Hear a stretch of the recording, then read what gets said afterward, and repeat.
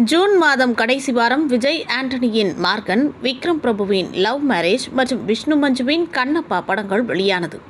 இந்த படங்கள் எல்லாமே நல்ல வரவேற்பை பெற்று வருகிறது. இந்த வாரம் என்னென்ன படங்கள் தியேட்டரில் வெளியாகிறது என்பதை பார்க்கலாம். சித்தார்த், சரத்குமார் மற்றும் தேவயானி ஆகியோர் நடிப்பில் உருவாகியுள்ள 3BHK படம் வெளியாகியிருக்கிறது. சொந்த வீடு கட்ட நினைக்கும் நடுத்தர குடும்பத்தை பற்றிய படம்தான். இதற்கு எதிர்பார்ப்பு ரசிகர்கள் மத்தியில் அதிகமாக இருக்கிறது. அடுத்ததாக அருண் பாண்டியன் மற்றும் கீர்த்தி பாண்டியன் நடிப்பில் அக்கேனம் படம் உருவாகி இருக்கிறது. துணிச்சலான கதாபாத்திரங்களை எடுத்து நடித்து வரும் கீர்த்தி பாண்டியன் இந்த படத்திலும் வித்தியாசமான கதாபாத்திரத்தில் நடித்திருக்கிறார். கற்றது தமிழ், தங்க மீன்கள் போன்ற படங்களை இயக்கிய ராம் இயக்கத்தில் உருவாகியிருக்கிறது பறந்து போ படம்.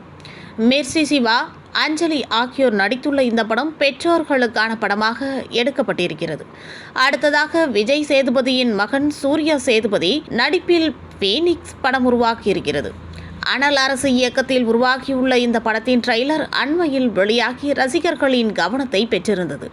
சுந்தர் கிருஷ்ணா இயக்கத்தில் விஜய் கிருஷ்ணா நடிப்பில் உருவாகியிருக்கின்ற அனுகிரகன் படமும் ஜூலை 4ஆம் தேதி வரவுள்ளது.